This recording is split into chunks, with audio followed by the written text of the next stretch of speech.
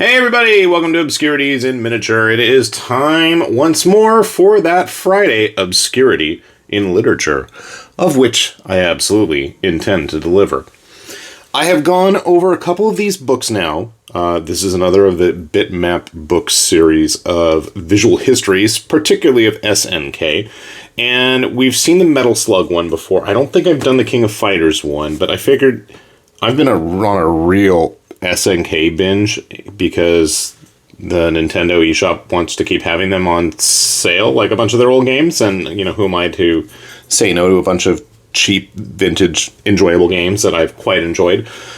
And I feel like if you're of a certain age and generation, like mine particularly, growing up as a teenager in the 90s and a young adult in the early 2000s, you know, arcades in particular were basically synonymous with SNK.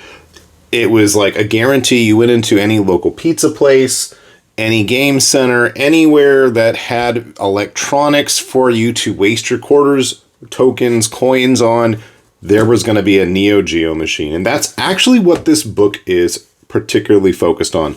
This is the Neo Geo, a visual history book, and it says the same thing there in Japanese, but it's not particularly just about the overall story of SNK. It's not focused in a hyper-specific series of games, but it's nice and kind of a sweeping overview of a system that really a lot of us spent a lot of time with. And there's some stuff in here that even I haven't seen before, which was kind of cool. So before we get rolling into it, it also bears mentioning that this is one of their larger books. I feel like they're kind of moving away from these. I know the Beat 'em Up book was a really recent one. I don't know if the Run and Gun is. I haven't got my copy yet. But just, they do have these thicker, fatter, smaller books. Maybe we'll talk about this one another time. This would have been perfect for Halloween. Maybe we'll still do that for Halloween. It's not Halloween yet, at least when I film this. So, digging into this. First thing is, you do get a bit of the history of the company, and as always, when it comes to this kind of stuff, Bitmap Books really has a lot of cool background stuff, and they've got these really old flyers in here. But then we get into the main nitty-gritty of it. You get the history of it, and the text is pretty interesting in these kinds of, you know, really important, specific info dumps, for lack of a better explanation. But one of the things I'm not a big fan of with these books, and this is a criticism I think that I can almost judge across a lot of the books, is some of the copy text on the photographs is not the most exciting and kind of redundant. But so what's cool is they actually have this whole breakdown of the Neo Geo hardware, something that I'm not super familiar with. I never got to play with the back end of it so much, but like looking at the schematics of how everything came together, and then we get into like the real nitty-gritty, explaining what a lot of these actual boards, parts are. I thought it was really kind of a cool touch. It is a bit of a space filler, let's be honest, and I feel like that's a lot of space that could have possibly gotten filled up with some of the more interesting stuff, like as we jump through, like I said, there's just a ton of hardware. But then we jump into the especially early games. We do not get the cover art for every single game that was released. We get a lot. Magician Lord being one of my favorites of the early ones. And I'm going to just say it straight up. This book commits the most grievous sins in regards to games like Magician Lord, Ninja Combat, not Cyberlip so much, Sengoku, because these were games that had like all kinds of different character swaps available, palette swaps, new abilities, new forms. And as we go through a lot of these early arts, and they have tons of early Shinkiro art. And I mean, to me, when I think of SNK games, I mean, I think of Shinkiro art, and especially the fighting games. And it's like, I mean, you know, Fatal Fury, King of Fighters especially. I'm like, if you ever want to take a look at the King of Fighters book, whew, I mean, he basically was responsible for just about everything, you know, especially when it comes to like some of the really famous pieces. I cannot remember the artist's name, but that is absolutely the dude that did most of the Metal Slug illustrations. We get into some of the SNK Neo Geo Pocket Color stuff, And then, to me, this is one of the saddest parts of this book. I know there's got to be a lot more character and concept art. We get a lot of key people. I love this piece right here with all of the original cast of Samurai Showdown. Or Samurai Spirits, depending on what region you live in. And I'm sure some of this, because I can't remember off the top of my head, is going to be brought back in the, specific King of Fighters and Metal Slug books, which is okay. But to me, it's like, there's so much other stuff out there. I absolutely feel like it would have been the perfect opportunity to have even more of it in this book, which is kind of a shame to me. I would have loved to have seen like more of the early stuff.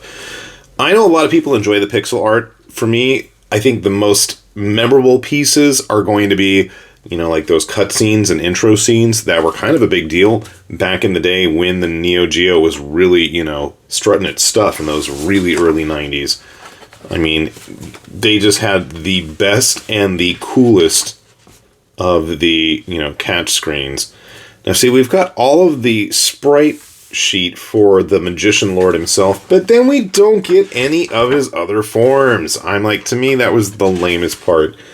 And of course, I'm like, Japan got a Japan when it comes to that kind of, fan service in their games. So it is especially kind of cool, and I know a lot of people really enjoy looking at the background screens, especially without a bunch of stuff. And in games like Art of Fighting, of which there were quite a few, you would tend to have really gigantic looking characters that took up a large portion of the screen. So it is kind of nice to be able to see the whole layout without them in the way. Looks like the cast from number 1, Fatal Fury. Getting into some of the later games.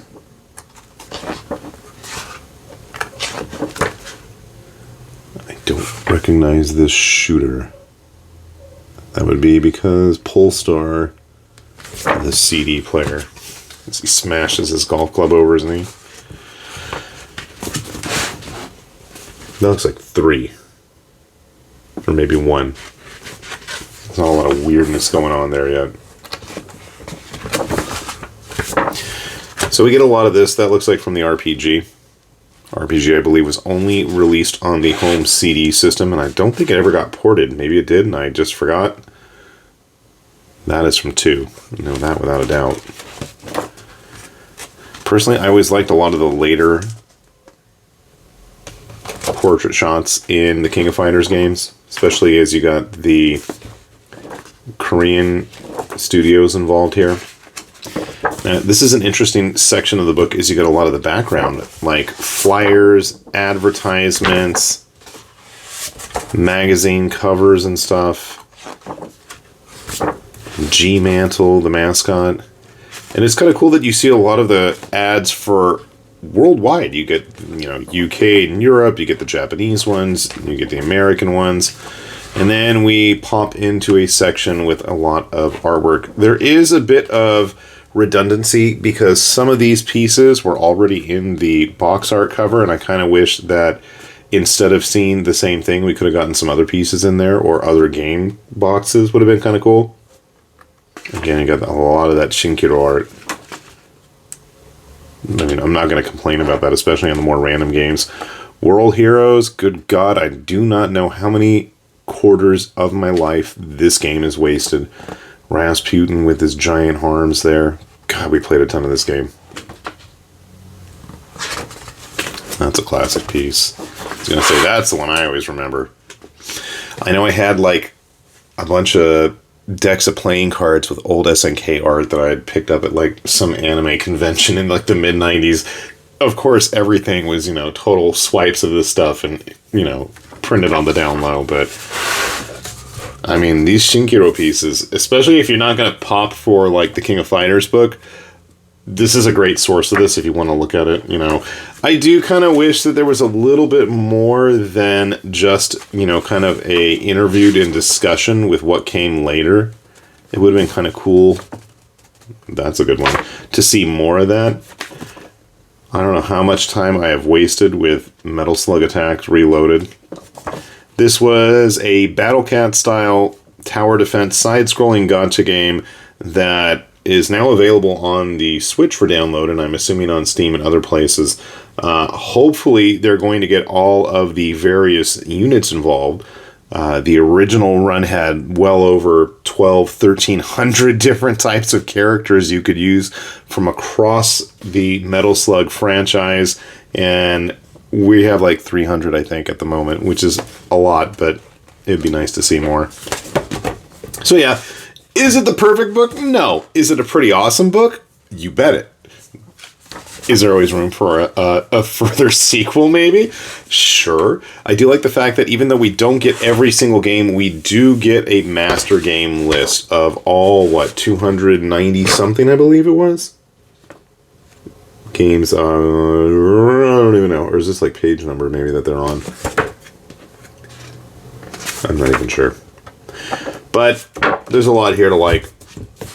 Personally, I think if I was to ever see a further book made on SNK's visual history, which, I mean, I wouldn't complain about, I would love to see something maybe focused on specifically their other fighting games or their more obscure stuff. But, that's just me and my obscurity fixation. So, if you haven't had a chance, I'd say of the 3 big SNK bitmap books, if you're interested in just the company overall and want a nice kind of recollection overview, this is probably the best choice. The King of Fighters book, I don't think I've ever talked about that. I know I have it in the other room. It's more, I think, focused on the early Orochi Saga stuff. It doesn't get into like the later games as much. And the Metal Slug one, is Metal Slug. So, again, this, especially if you spend a lot of time in pizza places or arcades, game centers, what have you, playing this stuff, a lot of it should look really familiar, because I know it did for me. So with that said then, this has been High Lord Tamberlane with Obscurities in Miniatures saying thanks for watching, and we will see you back here soon. Bye-bye.